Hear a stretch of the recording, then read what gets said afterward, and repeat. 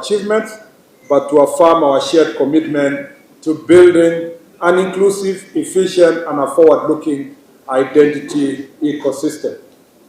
The symbolism of this date, the 16th day of the 9th month, is no coincidence. It's a reference to Sustainable Development Goal number 16.9, which is a UN Sustainable Development Goal, which calls for the legal identity for all, including birth registration, by the year 2030.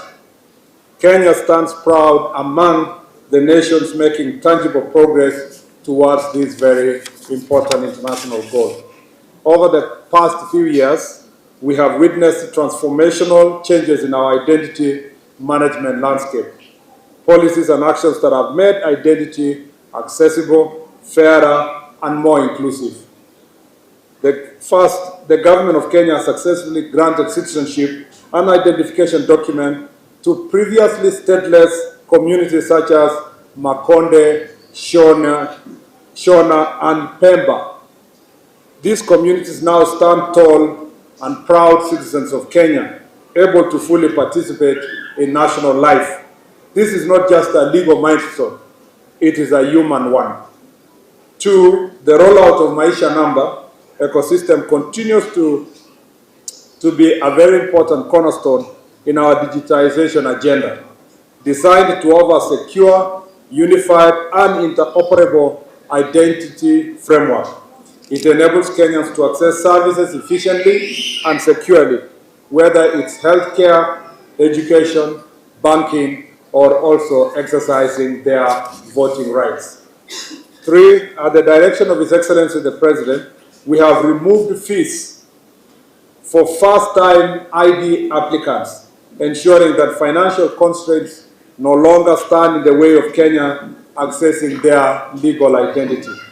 And I'm very happy to see everywhere we have gone in the 39 counties, including this one, you can see the huge number of Kenyans, young Kenyans, who have just attained the age of 18 years, between 18 and 20. Some have delayed up to 21 years because some could not afford 300 shillings to pay to come and register for their own ID. Today you can see them registering for free. All of them, first-time ID applicants, are getting it for free.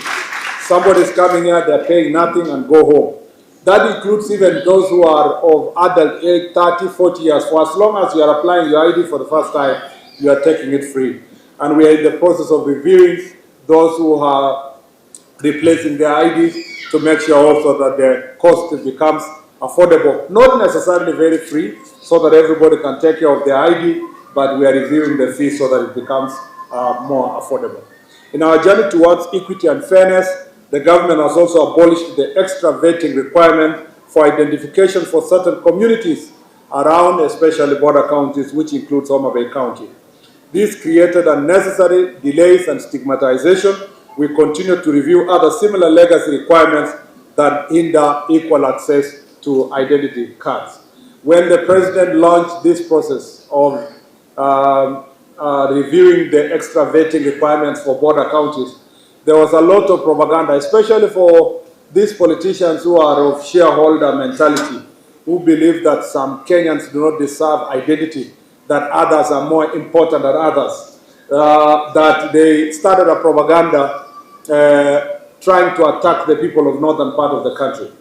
But they forget that all the border counties were being affected. Homa Bay, Migori, Narok, Kajiado, Kwale, Lamu, Tana River, Taita Taveta, counties like Garissa, Wajir, Mandera, Marsabit, Turkana, West Pokot, you come to Bungoma, and Busia. So it was all, up to even parts of Siaya.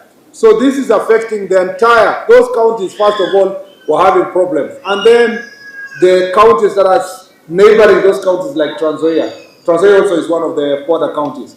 And then the counties like Samburu were also being affected, who are just by neighboring Marsabit and other parts of Isiolo. So this was something affecting not nearly a third of the counties in the country. And by the president just removing extra vetting, we have seen increased number of Kenyans getting an opportunity to access their identity cards. And this is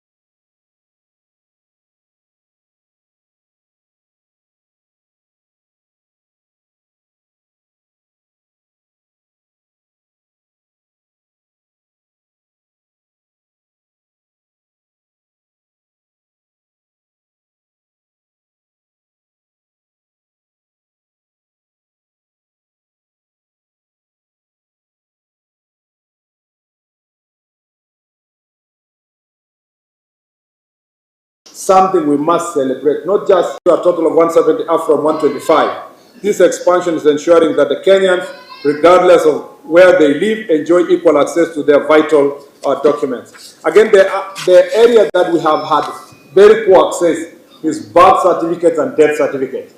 And there is also a prohibitive cost towards the issuance of birth certificate. We are reviewing with a view of bringing it down or eliminating completely the fees that are required for birth certificates so that Kenyans can get these documents. This registration process, also death certificates, which many Kenyans are unable to get, we want also to review the same. And that's why the offices have increased within the last 2 years from 125 to 175. Our obligation is that before, or our intention is that before the next elections, we should reach at least all constituencies. We must have 290 registration centers. And as you heard, I have directed that the constituencies, including Diwa, that don't have a registration officer, we must give them registration officers by December this year, so that the people can get their birth certificates and death certificates at a closer offices. We request also members of parliament here to support us in the budgetary allocation to make sure that these services are decentralized to at least the constituencies and subsequently to other parts of the country. With technology, in future, not so far, in the very near future, those who will be only applying IDs are those who will be applying IDs will be those who will have become citizens of Kenya by application or and so forth. It will be possible to register children at birth and tell them to wait for their IDs, and they can pick them when they are of age, so that you don't have to wait when you are 18, you are going to registration center. That will be automatic going forward with the advance of technology. Further, we have decentralized passport application services so that Kenyans can access travel documents more conveniently. In the past, you had to travel all the way to Nairobi, including when I applied my passport.